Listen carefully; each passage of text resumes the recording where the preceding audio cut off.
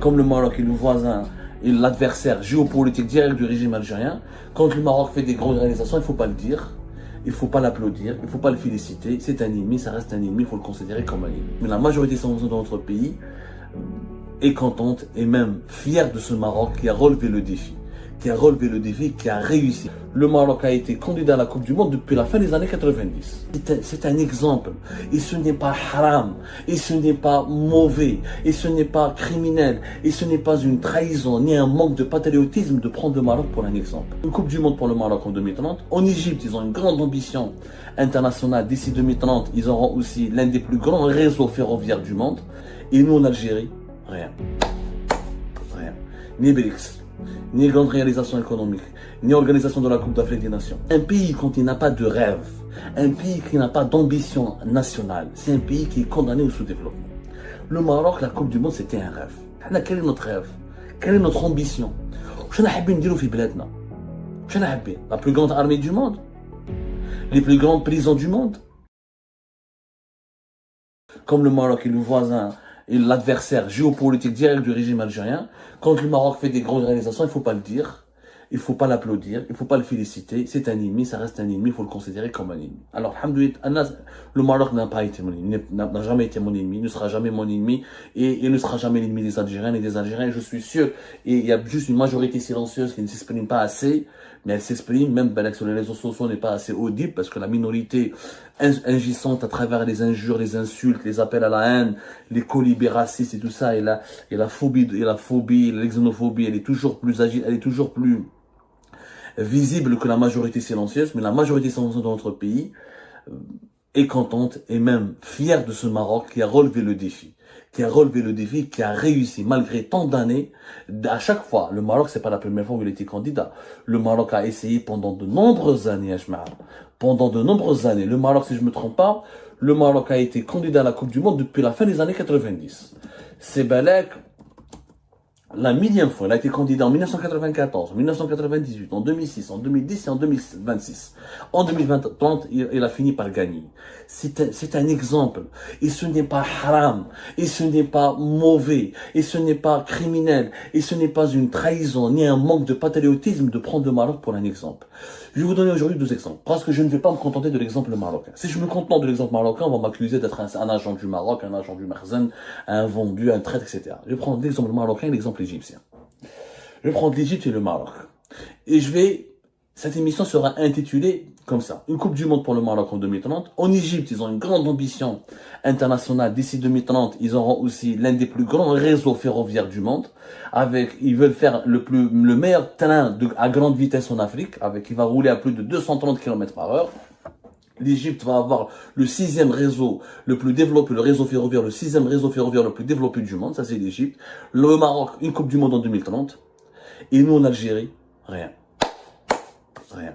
Ni BRICS, ni grande réalisation économique, ni organisation de la Coupe d'Afrique des Nations, ni organisation mis à part les Jeux méditerranéens, alhamdoulilah, Bouteflika khallana les Jeux méditerranéens. De quoi ne pas rougir de honte. Au moins, nous avons organisé les Jeux méditerranéens grâce au régime de Bouteflika. Heureusement, nous avons la grande mosquée d'Alger grâce au régime de Bouteflika. Heureusement, nous avons une autoroute ou quelques infrastructures qui sauvent un peu l'honneur du pays grâce au Bouteflika. Sinon, entre l'Algérie et le Soudan, ou n'importe quel pays les plus pauvres de l'Afrique subsaharienne, il n'y aurait aucune différence. Pourquoi je vous parle de cela? Un pays pour se développer a besoin d'une ambition, a besoin d'un rêve. Un pays pour qu'il devienne une puissance a besoin d'une ambition, a besoin d'un rêve. Les États-Unis d'Amérique sont devenus ce qu'ils sont devenus parce qu'il y avait le rêve américain, l'American Dream. Les États-Unis d'Amérique, c'était un pays peuplé de tribus amérindiennes qui étaient totalement éloignés de la révolution industrielle du continent européen. Ce sont des migrants européens qui ont occupé le Nouveau Monde. Ce sont un groupe de commerçants qui ont fait la révolution américaine, qui ont refusé de payer les taxes à la Grande-Bretagne, qui ont défié l'Empire britannique, qui ont pris leur indépendance à la fin du XVIIIe siècle et qui ont décidé de devenir la première puissance au monde parce qu'ils ont fait un rêve. Ils ont rêvé. C'est un pays territoire vierge. On va conquérir l'Ouest, la conquête de l'Ouest. On va utiliser nos richesses nationales. On va utiliser l'agriculture. On va industrialiser notre pays et un jour nous serons la plus grande puissance mondiale. Et les États-Unis sont devenus la plus grande puissance mondiale. L'histoire de l'Algérie est plus glorieuse, c'est plus ancestrale. L'Algérie est plus vieille que les États-Unis d'Amérique. Un pays quand il n'a pas de rêve, Un pays qui n'a pas d'ambition nationale, c'est un pays qui est condamné au sous-développement. Le Maroc, la Coupe du Monde, c'était un rêve. Les Marocains, c'est un pays pauvre. C'est un pays qui a des dettes. Les dettes du Maroc, c'est plus de 70 milliards d'euros. La dette extérieure du Maroc, c'est un pays qui est inégalitaire. Ce n'est pas la Suisse, ce n'est pas la Suède, c'est pas un pays formidable sur tous les plans, mais c'est un pays qui a une ambition nationale. Et grâce à cette ambition nationale, nous voulons organiser la Coupe du Monde, nous voulons être l'un des premiers pays africains, l'un des premiers pays arabes à organiser une Coupe du Monde et à relever le défi. Oui, on peut organiser une Coupe du Monde au Maghreb, dans un pays musulman, dans un pays maghrébin. Ils ont essayé à maintes reprises. Ils ont échoué en 94, ils ont échoué en 98, ils ont échoué en 2006, ils ont échoué en 2010, ils ont échoué en 2026, mais en 2030, ils ont réussi parce qu'ils ont trouvé la bonne formule, une bonne alliance avec l'Espagne et le Portugal. C'était complémentaire. L'Europe du Sud, l'Afrique du Nord, l'Argentine, l'Uruguay, le Paraguay ne pouvaient pas organiser la Coupe du Monde parce que ça leur coûtait trop d'argent. Et une Coupe du Monde coûte 20 milliards. L'Espagne, le Portugal et le Maroc, ça va leur coûter l'équivalent de 20 milliards de dollars. La part du Maroc sera de 5 milliards de dollars. Le Maroc, depuis les années 90, il investit dans des infrastructures, des stades à Marrakech, à Casablanca, à Rabat, même dans des petites villes, à Agadir. Et le Maroc a développé sans cesse. Il a fait des études, il a fait des plannings, il a fait des planifications, il a appris de ses échecs. Il a construit, il a investi il a développé les infrastructures touristiques, il a développé les infrastructures de base dans les grandes villes du pays, qui sont Casablanca, Rabat, Tanger, Fès, Marrakech, Agadir. Il va construire des stades d'entraînement. Il a sans cesse, n'a pas cessé d'investir. Et pourtant, c'est un pays qui est endetté. Mais c'est pas grave. C'est un pays où il y a de la pauvreté. Ce n'est pas grave. Ce n'est pas grave d'avoir de la pauvreté, ce n'est pas grave d'avoir de la dette extérieure, ce n'est pas grave d'avoir des inégalités. Ce qui est grave, c'est de ne pas avoir une ambition. Quand tu as une ambition nationale, quand tu as un rêve pour lequel tu te bats, ton pays se relève. Le Maroc s'est relevé. Sans pétrole, sans gaz, il a prouvé qu'il était possible d'être un pays sur la voie de la modernisation, sur la voie du développement, avec des défaillances, avec des déficiences. Les défaillances et les déficiences, il y en a partout. Y compris, il y en a en France. En France, 7e puissance mondiale, il y a des secteurs où la France, elle souffre. Tous les pays du monde souffrent. Tous les pays du monde ont des problèmes. La différence entre les pays, ce qui distingue les pays, c'est ou qu'ils soient riches ou pauvres, c'est est-ce qu'ils sont ambitieux ou pas. Les pays qui sont riches, qui se développent, sont les pays qui sont ambitieux, qui ont envie, qui ont la niaque, qui ont l'envie de réaliser un rêve. C'est le cas du Maroc. C'est le cas du Rwanda en Afrique. C'est le cas du Nigeria qui veut devenir un grand pays, l'équivalent à une puissance. C'est le cas de l'Afrique du Sud qui a voulu s'imposer dans le club des pays émergents au sein des BRICS. C'est le cas de l'Égypte. L'Égypte, c'est un pays pauvre, 100 millions d'habitants, les pauvretés, etc. Le Caire, en Égypte, ils ont plus de 145 milliards de dollars de dette extérieure depuis 2021. Mais ça ne les empêche pas d'avoir des ambitions. L'Égypte a investi pour avoir le 6e plus grand réseau ferroviaire au monde, avec l'un des meilleurs trains à grande vitesse au monde, qui va rouler. Ils ont donné des projets aux Allemands et aux Français, mais essentiellement c'est les Allemands, c'est la Deutsche Bahn, qui va exploiter les réseaux, le futur train à grande vitesse en Égypte, qui va rouler à plus de 230 km/h, notamment entre Alexandrie, le Caire et la nouvelle capitale égyptienne. Parce que l'Égypte, ça fait 5-6 ans, ils sont en train d'investir sur un grand projet qui est la nouvelle capitale. 15 ans de travaux, 15 ans de projet, pour pour construire plus de 2000 km d'infrastructures qui permettront à 90% de la population égyptienne de prendre le train. C'est très important dans un pays où la voiture elle est chère, un pays qui est pauvre, où il faut toujours du carburant, il faut beaucoup de carburant pour un parc automobile géant, où les gens, il y a beaucoup de chômage, il y a beaucoup d'inégalités. Le train peut être un vecteur de développement, aussi un vecteur de lutte contre les inégalités sociales. Prendre le train, quand on améliore la liberté de circulation sur un territoire, on améliore la possibilité de créer du développement sur ce territoire. Là, on réduit les inégalités et on permet de créer des opportunités économiques, mais aussi des opportunités humaines. Il y aura une ligne de 660 km qui va relier Alexandrie au Caire et la nouvelle capitale. Il y aura ensuite une ligne qui va lier Alexandrie de la Méditerranée jusqu'à la mer Rouge, à Ain Sokhna. Il y aura pas mal de lignes qui vont aller même jusqu'au sud de l'Égypte. Il y aura une ligne qui va aller jusqu'à Luxor, de Le Caire à Abu Simbel, de Luxor à Hurghada. Et chaque fois, à chaque projet, chaque ligne, il faudra investir entre 2 et 3 milliards d'euros. C'est ambitieux ce que l'Égypte va faire.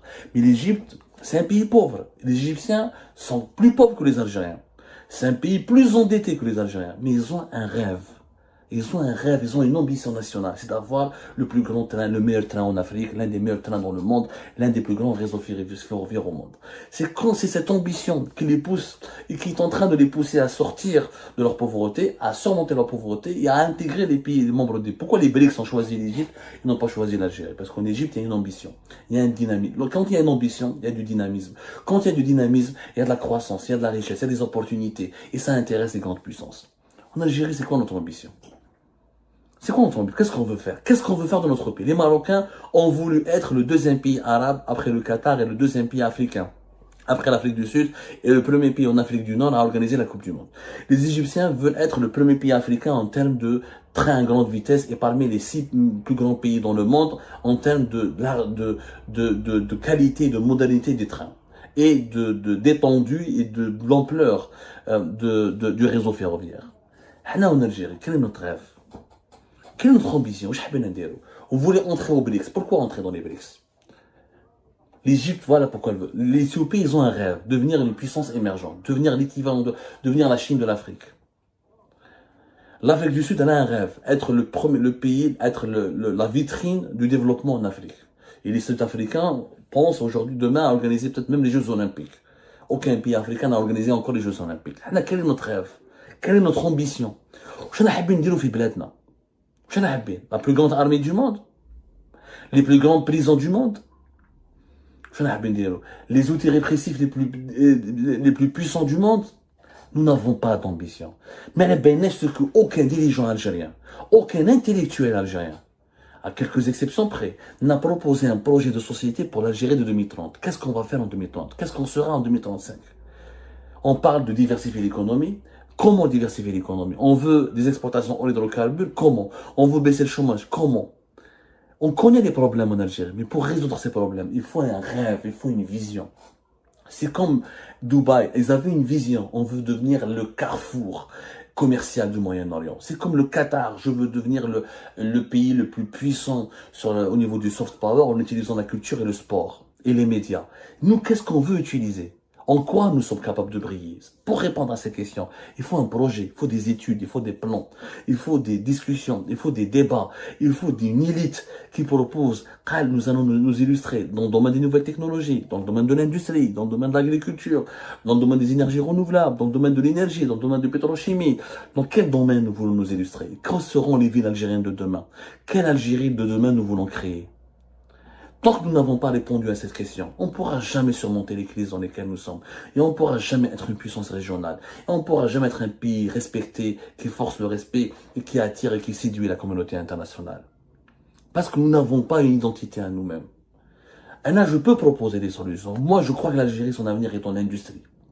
Notamment l'industrie mécanique, électronique, et dans les énergies renouvelables, et dans la pétrochimie, parce qu'avec le gaz de schiste, on est appelé à jouer un rôle important. L'énergie et l'industrie. Moi, je crois que l'Algérie pourrait, oui, organiser des Jeux Olympiques d'ici, si on peut s'enrichir, si on peut améliorer nos infrastructures. Pourquoi pas des Jeux Olympiques organisés en Algérie? Dis-nous un rêve. Le Maroc a organisé la Coupe du Monde. L'Algérie, on a organisé des Jeux Olympiques. Ou allez pas des Jeux Olympiques fait Alger?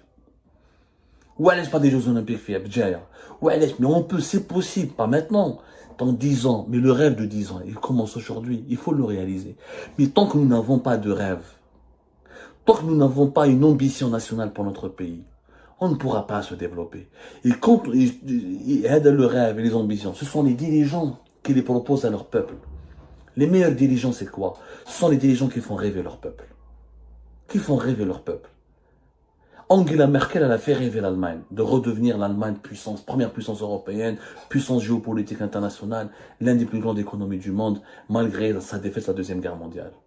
Poutine a donné du rêve aux Russes, redevenir la grande puissance russe qui résiste à l'Occident. C'est ça le rêve.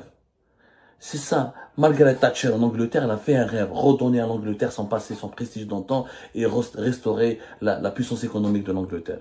C'est ça. C'est ça, tous les pays qui sont développés. Erdogan a donné un rêve aux Turcs, redevenir l'un des 25 ou 30 pays les plus riches du monde et devenir une puissance régionale incontournable. MBS, Mohamed Ben Salman est en train de créer un rêve saoudien, de venir sortir l'Arabie Saoudite de ses dépendances vis-à-vis du pétrole et créer une nouvelle Arabie Saoudite, basée sur l'ouverture d'esprit, le progrès scientifique, la recherche scientifique et le progrès technologique.